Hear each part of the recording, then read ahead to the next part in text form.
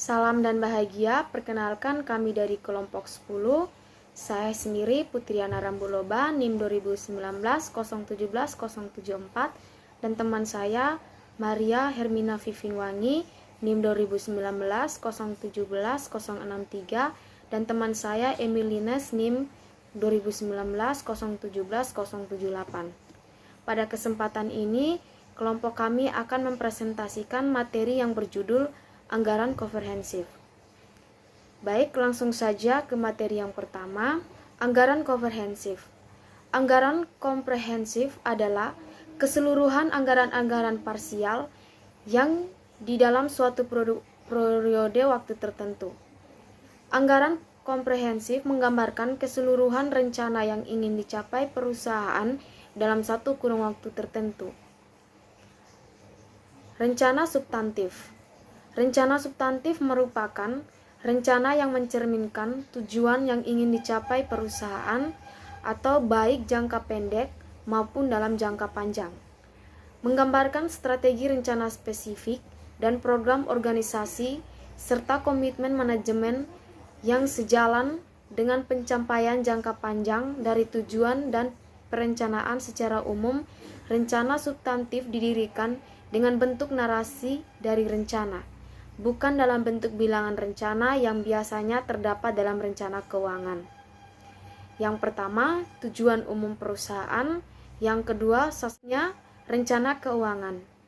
Rencana keuangan merupakan angka-angka bilangan yang direncanakan dengan menerapkan tujuan manajemen, strategis yang direncanakan, dan perencanaan dan kebijakan. Yang pertama, rencana laba strategik jangka panjang merupakan suatu perencanaan perusahaan untuk jangka waktu yang relatif lama. Yang kedua, rencana laba taktis jangka pendek atau tahunan merupakan rencana kegiatan-kegiatan tahunan suatu perusahaan secara khusus manajer, pemilik, dan pihak lain yang berkepentingan. Berikutnya laporan laba taktis ke dalam dua jenis. Yang pertama, rencana operasional yang terbagi menjadi dua, yaitu yang pertama anggaran proyeksi laba rugi, yang kedua anggaran pembantu. Berikutnya rencana produksi atau biaya persediaan yang termaksud yang pertama anggaran yang harus diproduksi, yang kedua anggaran bahan mentah, yang ketiga anggaran tenaga kerja langsung, dan yang keempat anggaran biaya overhead pabrik. Berikutnya anggaran biaya pemasaran. Biaya distribusi mencakup semua yang berkaitan dengan penjualan, distribusi, dan pengiriman barang kepada pelanggan. Biaya distribusi mencakup semua yang berkaitan dengan penjualan, distribusi, dan pengiriman barang kepada pelanggan. Biaya distribusi bukan merupakan biaya produk dan tidak dialokasikan ke produk-produk tertentu. Rencana biaya distribusi uang terpisah harus dibuat untuk masing-masing pusat tanggung jawab dalam fungsi distribusi. Yang berikut, anggaran biaya administrasi dan keuangan. Biaya-biaya administrasi mencakup biaya-biaya di luar biaya produksi dan biaya pemasaran. Biaya-biaya ini timbul pada pusat-pusat tanggung jawab yang menyediakan pengawasan dan jasa kepada semua fungsi yang ada pada perusahaan dan bukan salah satu fungsi saja. Setiap biaya administrasi harus diidentifikasikan secara langsung dengan pusat tanggung jawab dan manajer pusat harus bertanggung jawab atas perencanaan dan pengendalian biaya tersebut. Yang ke-E, anggaran tipe apropriasi merupakan anggaran biaya yang tidak termasuk dalam kategori anggaran-anggaran sebelumnya. Contoh, yang pertama anggaran penelitian dan pengembangan, yang kedua anggaran promosi, dan yang ketiga anggaran pemeliharaan dan lain-lain. Yang B, rencana posisi keuangan. Disusun akibat terjadinya perubahan kekayaan sebagian, utang dan piutang perusahaan. Anggaran ini meliputi yang pertama, anggaran proyeksi neraca. Anggaran ini mencerminkan perkiraan semua aktiva dan pasiva yang dimiliki perusahaan pada akhir suatu periode produksi. Aktiva terdiri dari aktiva lancar dan aktiva tetap. Pasiva terdiri dari utang jangka pendek, utang jangka panjang, dan modal. Yang kedua, anggaran pembantu proyeksi neraca.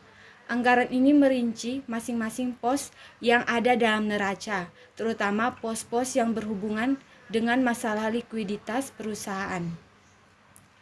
Pos-pos tersebut antara lain yang pertama anggaran kas, terdiri dari aliran kas masuk dan aliran kas keluar.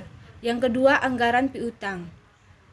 Yang pertama anggaran piutang mendasarkan diri pada anggaran penjualan.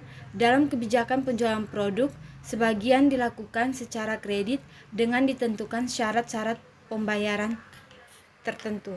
Selanjutnya, C. Anggaran utang disusun dengan mendasarkan diri pada yang pertama besarnya pembelian secara kredit, yang kedua besarnya bunga pinjaman yang belum dibayar anggaran, yang kedua anggaran penambahan modal pada dasar disusun untuk jangka panjang, yang anggaran penyusutan aktiva.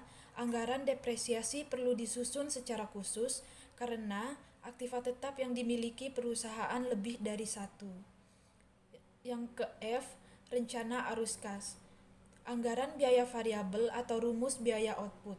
Anggaran ini berupa informasi realistis mengenai biaya yang dapat digunakan untuk menghitung jumlah anggaran untuk berbagai macam volume, keluaran atau tingkat aktivitas dalam setiap pusat dan tanggung jawab. Selanjutnya untuk data pelengkap. Contoh dari data pelengkap ini berupa analisa biaya, volume, dan keuntungan.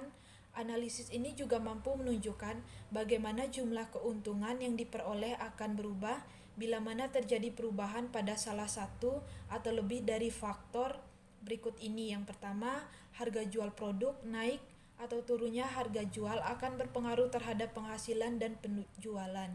Yang kedua, jumlah unit yang terjual. Juga perubahan dari jumlah unit terjual akan secara langsung memengaruhi penghasilan penjualan. Yang ketiga, biaya produksi dan biaya usaha. Yang terakhir ini mempengaruhi keseluruhan yang harus diperhitungkan terhadap hasil penjualan. Selanjutnya, asumsi analisis break-even. Tingkat penjualan sama dengan tingkat produksi dengan tingkat persediaan tidak mengalami perubahan. Yang pertama, harga jual produk pada berbagai tingkat penjualan tidak mengalami perubahan. Efisiensi perubahan pada berbagai tingkat kegiatan juga tidak berubah, sehingga biaya variabel setiap unit produk sama untuk berbagai volume produksi. Yang ketiga, tidak terdapat perubahan pada berbagai kebijakan pemimpin yang secara langsung berpengaruh terhadap beban tetap keseluruhan. Yang keempat, perusahaan dianggap seakan-akan hanya menjual satu macam produk pada akhir. Apabila kenyataannya produk yang dibuat dari satu macam, maka sales mix dipertahankan tetap sama. Selanjutnya itu cara penentuan tingkat break even. Yang pertama, pendekatan secara trouble risk, yaitu dengan cara menghitung jumlah penghasilan dan biaya pada berbagai tingkat atau volume penjualan atau produksi. Yang ketiga, pendekatan secara aritmetik, yaitu dengan menggunakan rumus sebagai berikut. Yang A, pendekatan total BE sama dengan TFC, 1 TVC dan TR, di mana BE biaya tetap keseluruhan, 1 yaitu biaya variabel keseluruhan penghasil penjualan. Yang ke B, pendekatan per unit, yaitu BE sama dengan TFC, harga jual atau unit, yaitu biaya variabel atau unit. Selanjutnya, laporan kinerja. Laporan kinerja dibuat oleh bagian akuntansi berdasarkan laporan keuangan. Ini berisi yang pertama, perbandingan antara kinerja aktual dengan kinerja yang direncanakan. Yang kedua, memperlihatkan setiap perbedaan sebagai variasi kinerja yang menguntungkan atau tidak menguntungkan. Sekian presentasi dari kelompok kami. Terima kasih, salam dan bahagia.